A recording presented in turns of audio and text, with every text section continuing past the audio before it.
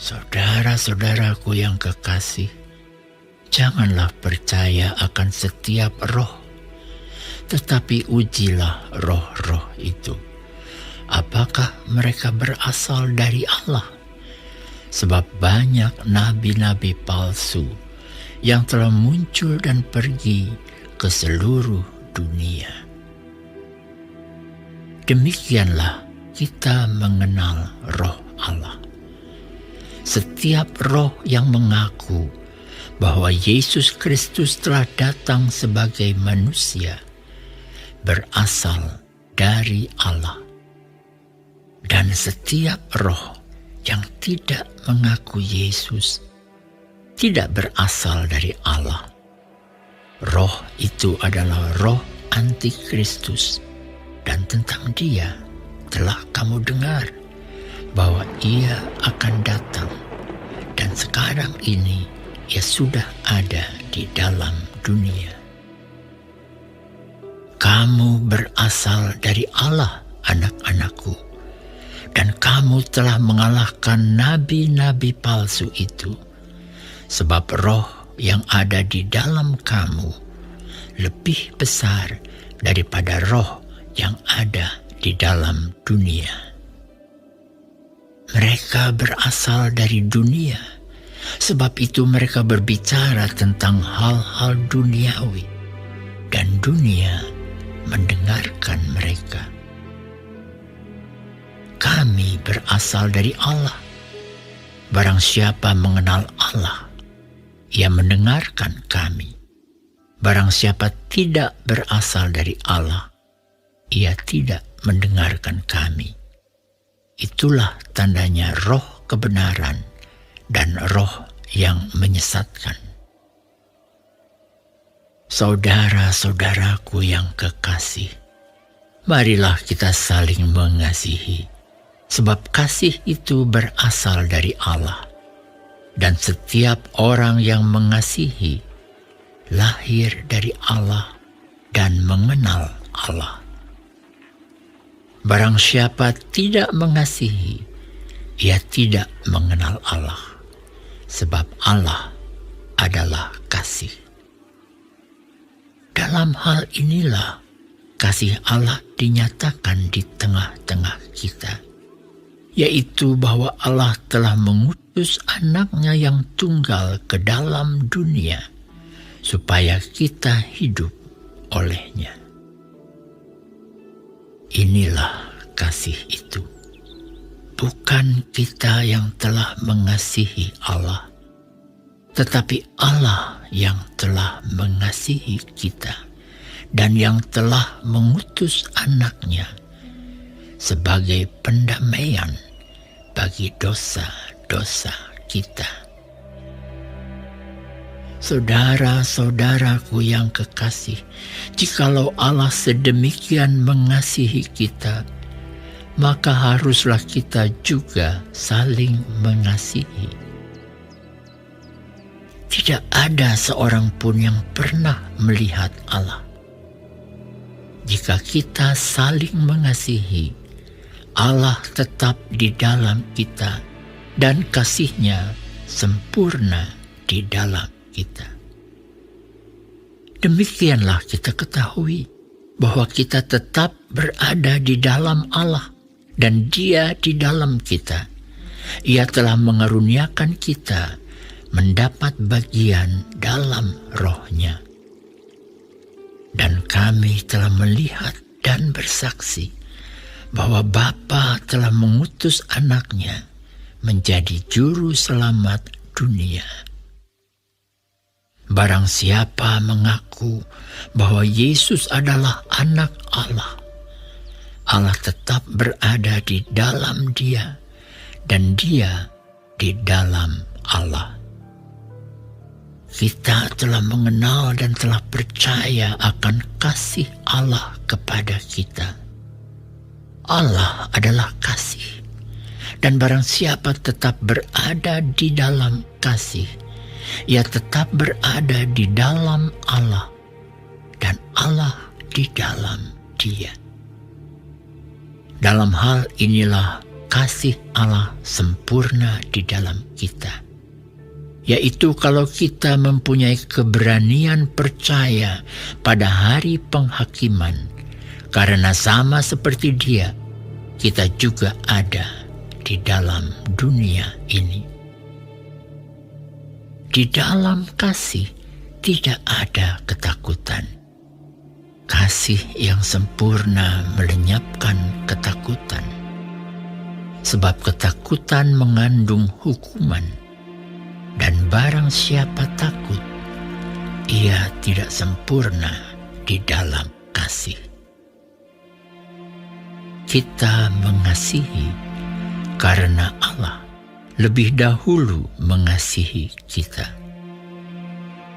Jikalau seorang berkata, "Aku mengasihi Allah," dan ia membenci saudaranya, maka ia adalah pendusta.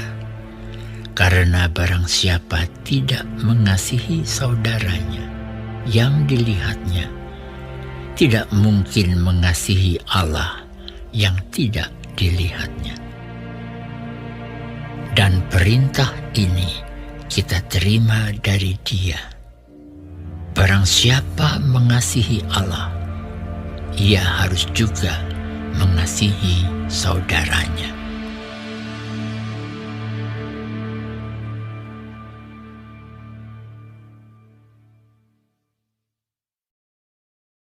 Shalom saudara-saudaraku yang kekasih dalam Tuhan Yesus Kristus. Puji Tuhan kita masih hidup ya. Tetap semangat dan jaga kesehatan. Puji Tuhan kita bisa belajar firman Tuhan hari ini dari 1 Yohanes pasal yang keempat. Ayat pertama, mengenai ujilah roh-roh. Saudara-saudaraku yang kekasih, janganlah percaya akan setiap roh, tetapi ujilah roh-roh itu, apakah mereka berasal dari Allah? Sebab banyak nabi-nabi palsu yang telah muncul dan pergi ke seluruh dunia. Alasan Rasul Yohanes dengan ilham roh untuk menguji setiap roh. Seorang yang mengatakan bahwa digerakkan atau diilhami oleh roh adalah karena banyak nabi palsu dan masuk ke dalam gereja mengajarkan ajaran yang sesat. Orang Kristen diperintahkan Tuhan untuk menguji setiap guru, setiap penulis, pengkhotbah, bahkan orang yang mengaku nabi, apakah dia benar atau sesat. Tidak ada ajaran yang dapat diterima dengan benar jika hanya berdasarkan mujizat, kelihatannya sebagai penghurapan, keberhasilan, atau hanya kesaksian.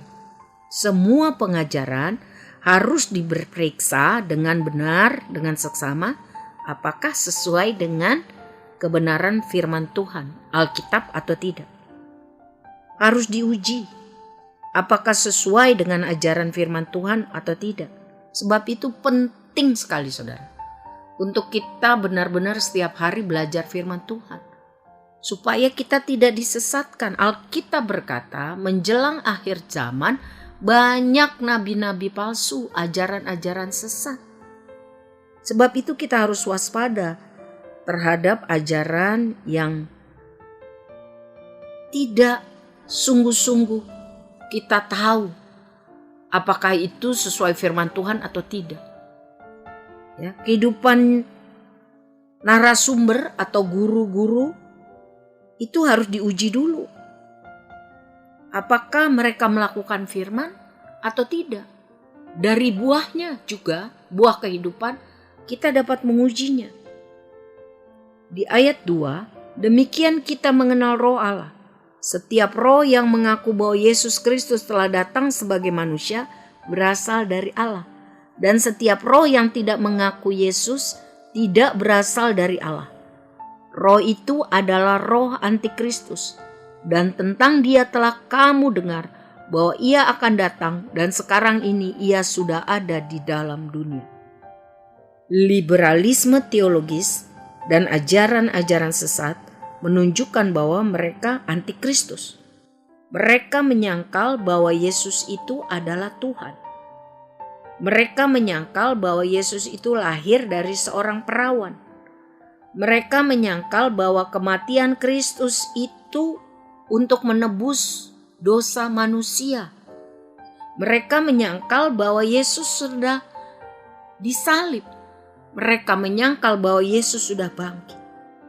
Jadi setiap penyimpangan dari pernyataan firman Tuhan mengenai Tuhan Yesus, Alkitab katakan itu adalah roh iblis, roh antikris yang menipu. Ayat 4. Kamu berasal dari Allah, anak-anakku, dan kamu telah mengalahkan nabi-nabi palsu itu. Sebab roh yang ada di dalam kamu lebih besar daripada roh yang ada di dalam dunia. Firman Tuhan menekankan bahwa Roh Kudus diam tinggal dalam diri orang percaya. 1 Korintus 6 ayat 19. Kalau Roh Kudus itu tinggal di dalam kita dengan sungguh-sungguh, maka kita dapat mengatasi kejahatan dunia ini, termasuk dosa, godaan iblis, penganiayaan, ajaran palsu. Karena hikmat Tuhan dan kekuatan Tuhan memenuhi kehidupan kita. Mari kita cek apakah benar firman Tuhan itu menguasai hidup kita. Apakah benar Roh Kudus itu memimpin hidup kita. Tuhan tolong kita, saudara. Karena firman Tuhan katakan, ujilah roh, apakah mereka berasal dari Allah atau tidak. Sebab akan banyak nabi palsu muncul ke seluruh dunia. Sebab itu berjaga-jagalah, saudara. Sebab kedatangan Tuhan sudah dekat. Ayat yang ke-7 mengenai kasih Allah dan kasih kita. Saudara-saudaraku yang kekasih, marilah kita saling mengasihi. Sebab kasih itu berasal dari Allah. Dan setiap orang yang mengasihi lahir dari Allah dan mengenal Allah. Saudara, kasih itu adalah salah satu aspek buah roh. Kasih itu juga adalah bukti pembaruan hidup seseorang. Dan kasih itu juga harus dikembangkan. Harus ada progres. Lebih hari, lebih berkualitas seperti kasih Kristus. Amin. Rasul Yohanes menasehati kita untuk belajar saling mengasihi, saling memperhatikan, dan saling berusaha memajukan kesejahteraan sesama kita. Rasul Yohanes tidak berbicara tentang wacana, tetapi dia mengajarkan tentang sikap, keputusan, tindakan. Jadi bukan hanya wacana, tindakan, sikap untuk menolong orang lain, sesama kita. Rasul Yohanes mendorong kita untuk memperlihatkan kasih, karena yang pertama, kasih itu adalah sifat Allah. Dia adalah Allah yang maha kasih. Dia mengaruniakan anaknya yang tunggal kepada kita karena kasihnya yang besar. Kalau kita sungguh-sungguh anak Allah, maka kita akan mempunyai sifat serupa dengan Bapa kita. Yang kedua, karena Tuhan mengasihi kita, maka kita juga yang sudah mengalami kasih Tuhan, pengampunan dan pertolongan, wajib menolong orang lain. Mungkin kita harus berkorban, tetapi kita belajar tambah hari, tambah serupa dengan karakter Kristus. Dan yang ketiga, jika kita saling mengasihi, maka itu adalah indikator bahwa Tuhan ada di dalam hidup kita. Kasih-Nya disempurnakan di dalam hidup kita. Sungguh indah. Ayat ke-17. Dalam hal inilah kasih Allah sempurna di dalam kita, yaitu kalau kita mempunyai keberanian percaya pada hari penghakiman, karena sama seperti Dia, kita juga ada di dalam dunia ini. Saudara, jikalau kita tetap di dalam Kristus, bersekutu dengan Tuhan setiap hari, berusaha sungguh-sungguh menaati perintah-Nya, hidup tidak serupa dengan kelakuan dunia yang berdosa, hidup kita selalu berusaha dalam kebenaran sesuai acuan firman Tuhan dan mengasihi sesama kita, maka dikatakan di ayat 17, kita memperoleh keyakinan, keberanian bahwa pada hari penghakiman kita tidak akan dihukum oleh Tuhan. Ya, puji Tuhan. Inilah keyakinan kita berdasarkan firman Tuhan. Sebab itu mari uji diri kita sendiri. Apakah kita sungguh-sungguh berusaha menaati perintah Tuhan setiap hari?